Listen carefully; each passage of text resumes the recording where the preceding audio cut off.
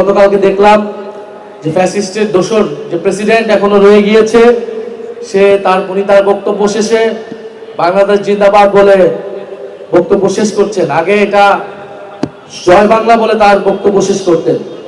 তো জয় বাংলা বাংলাদেশ জিন্দাবাদ হয়ে গিয়েছে। এখন বাংলাদেশ রাষ্ট্রটারও এখন এই পরিস্থিতি, যেখানে জয় বাংলা ছিল সেখানে জিন্দাবাদ লাগানো হয়েছে, কিন্তু দেশের আসলে কোনো পরিবর্তন হচ্ছে না। মার্চ মাসে আগে মুজিব থাকতো, সেখানে জিয়া প্রতিস্থাপিত হয়েছে, একটা দলের জায়গায় আরেকটা দল প্রতিস্থাপিত হচ্ছে, কিন্তু বাংলাদেশের মানুষের ভাগ্যের পরিবর্তন হচ্ছে না। এখন যে সারা দেশে মহামারীর মতো ধর্ষণ, নারী নিপীড়ন, শিশু ধর্ষণ, শিশু হত্যার মতো জঘন্যতম নিকৃষ্ট অপরাধ দেখছি, কিন্তু এটা নিয়ে আমরা কোনো ধরনের কথা দেখতে পাচ্ছি না, পত্রিকায় লেখালেখি দেখতে পাচ্ছি না। আমরা আশাবাদী যে সামনে যে স্থানীয় সরকার নির্বাচন রয়েছে সেখানে জাতীয় নাগরিক পার্টি এনসিপি যে সম্ভাবনা, যে পরিশ্রম আমরা এই নির্বাচনে দেখেছি, জাতীয় নির্বাচনে তার থেকে দ্বিগুণ ভালো ফলাফল আমরা আশা করছি যে আমরা সামনে স্থানীয় নির্বাচনে পাবো ইনশাআল্লাহ। আর দেশের যে সামগ্রিক পরিস্থিতি, সেই পরিস্থিতি নিয়ে আপনারা সচেতন থাকবেন। জাতীয় নাগরিক পার্টি এনসিপি বিরোধী দলের ভূমিকায় সংসদ এবং সংসদের বাইরে উভয় জায়গায় তার অবস্থান শক্তিশালী রাখতে হবে। আমরা আজকে বা গতকালকে দেখলাম যে ফ্যাসিস্টের দোসর যে প্রেসিডেন্ট এখনো রয়ে গিয়েছে, সে তার বক্তব্য শেষে বাংলাদেশ জিন্দাবাদ বলে বক্তব্য শেষ করছেন। আগে এটা জয় বাংলা বলে তার বক্তব্য শেষ করতেন।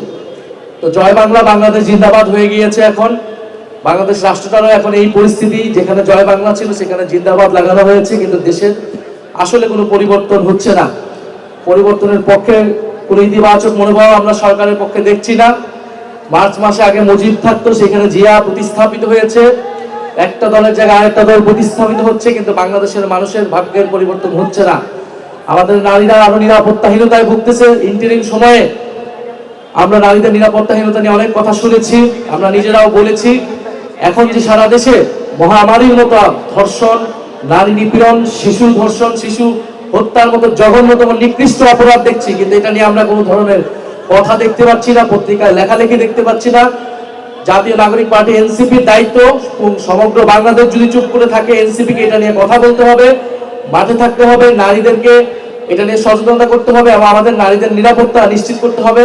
আপনারা হাতিয়াতে দেখেছেন যে শাপলাকলিতে ভোট দেওয়ার জন্য সেখানে একজনকে ধর্ষণ করা হয়েছে, এবং যখন সেই অভিযোগ আমরা করেছি, মামলা নেওয়ার কথা বলেছি, সেই অভিযোগকে উড়িয়ে দেওয়া হয়েছিল, মিথ্যা বলে সোশ্যাল মিডিয়ায় প্রচার করা হয়েছিল। ফলে এই ধরনের ঘটনা ঘটতেছে, আমাদেরকে এই বিষয়গুলোকে প্রতিবাদ জানাতে হবে এবং সংস্কারের পক্ষে, বিচারের পক্ষে কথা বলতে হবে।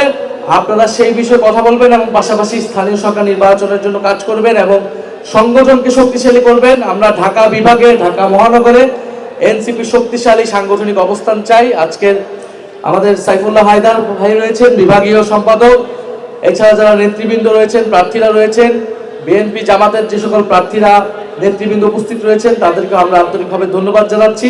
আজকের এই ইফতার মাহফিলের জন্য আমাদের 1 বছর পূর্তি উপলক্ষে সারা দেশে ইফতার মাহফিলগুলো আমরা করছি, বিভাগীয় ইফতার মাহফিল। ইনশাআল্লাহ ঈদের পরে আমরা আরো গতিতে, দ্বিগুণ গতিতে আমাদের কার্যক্রম এগিয়ে যাব। শহীদ পরিবার আজকে এখানে অনেকেই এসেছেন। উত্তরায় আন্দোলনের অন্যতম হটস্পট ছিল। শহীদ পরিবারদের প্রতি আমাদের আহ্বান, আমাদের মেসেজ থাকবে যে বিচারের দাবিতে আমরা এখনো সরব রয়েছি। ট্রাইব্যুনালের চিফ প্রসিকিউটর পরিবর্তন করে দিয়ে যাচ্ছে কোনো ধরনের জবাবদিহিতা ছাড়াই। আপনারা জানেন আমরা বিচার নিয়ে জাতীয় নাগরিক পার্টির আলাদা একটি কমিটি করেছি, যেখানে দেশি বিদেশি বিশেষজ্ঞরা রয়েছেন, শহীদ পরিবারের প্রতিনিধিরা রয়েছেন। আমরা টাইম টু টাইম আপডেট জানাবো এই বিচার কি গাফিলতি হচ্ছে কিনা, এবং যদি কোনো ধরনের গাফিলতি থাকে আমরা ইনশাআল্লাহ আপনাদেরকে সাথে নিয়ে মাঠে থাকবো। আমাদের জন্য দোয়া রাখবেন।